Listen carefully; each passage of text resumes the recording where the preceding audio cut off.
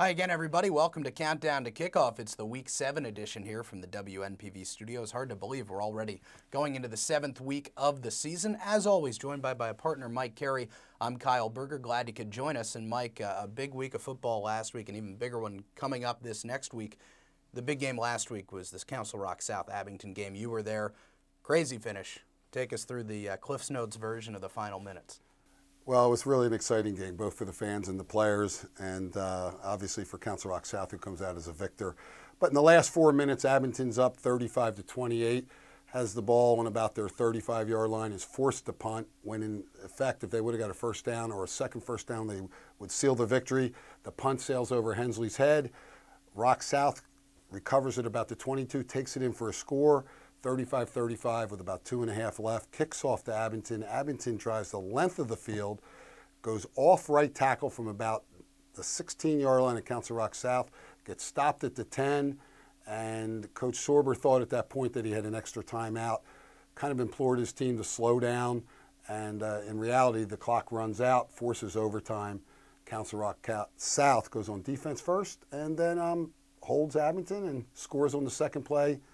Great victory for Vince Bettison and his staff. As great of a victory as it was for Council Rock South, it can be classified, I guess, as a deflating loss for Abington. How did the Ghosts kind of rally the troops for the rest of the season?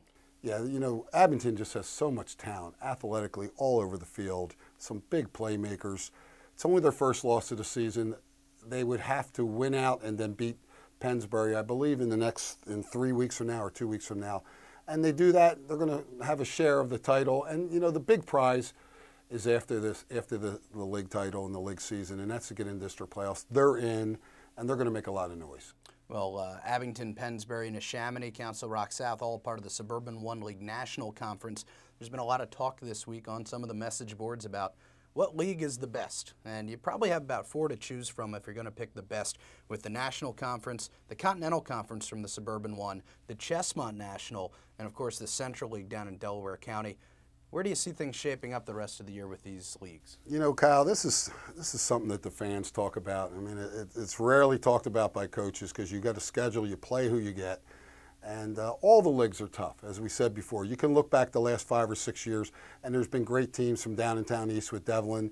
Down in town west has been good last couple of years. Of course, Ridley, Conestoga, Strathaven in AAA. And then you, of course, get into Suburban One, National and Continental League, where perennial, real good teams, North Penn, Neshaminy, Pennsbury, Abington now developing, and both rocks. So, you know, to stick my neck out, I'm from this area. I do think the Suburban One is just strong throughout its ranks and probably has more strong teams than the other leagues do, but there's great teams throughout the Delaware Valley. Well, let's take a look at some of the matchups this week. First, a big one for Council Rock South. We mentioned them already. They're going to be playing Neshaminy at home this weekend. This is really a big measuring stick game for the Golden Hawks, isn't it? You know, the game of the week. Can they do it 2 times in a row? I know Vince and his staff in Council Rock South are very happy to have the game at home. Neshaminy's been getting better since their real close loss to Abington 2 weeks ago.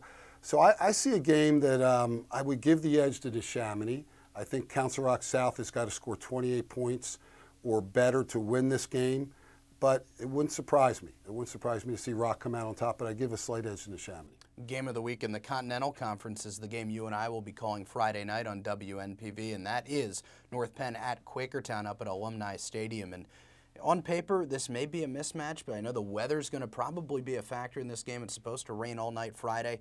How big of a factor is the weather going to be? And that being said, what does Quakertown have to do to neutralize North Penn's multifaceted offense? You know, I sit here and think of the thought process from the Quakertown staff and their players, and I get goosebumps. I've been in this position before early in our career when we wanted to be the best. We wanted what PW had, and we wanted what Erie Cathedral Prep had, and Quakertown wants what North Penn has. It's a very exciting time up in Quakertown. The kids are excited. John Donnelly has come out and said this is maybe the biggest game of his career, and they're going to approach it that way. And on paper, North Penn's got a huge edge. They're just loaded across the board. And the thing about North Penn, I'm really sincere, they are getting better. They're getting healthy. They're getting better. I think Quakertown, though, Quakertown's got some unique personnel. Tinkle's back, and he's a great addition to Electronica and the rest of their skilled people. but the weather could play a huge factor. That's a field that holds a lot of water, and they're calling for rain for the whole weekend. So I'm excited. You and me are going to be there, and may the best team win. Fortunately, with a roof over our heads. And hey, if you don't want to be out in the rain, you can listen to our game online at WNPV1440.com and, of course, over the air at AM 1440 WNPV after Game 2 of the National League Championship Series, which will also be heard here on 1440. All right, it's time for the top 10 teams in the area, according to Mike and I. Here's a look at my top 10. Leading the way, as they have been since Week 1, the North Penn Knights, 6-0, headed up to Quakertown this Friday night. The Pennsbury Falcons check in at number 2. Down to Chester County for number 3, Downingtown West, the Whippets held down the number 3 spot. The Ridley Green Raiders at number 4. Abington, after the loss, they'll drop to number 5. Neshaminy, whose only loss is to Abington, is the number 6 team.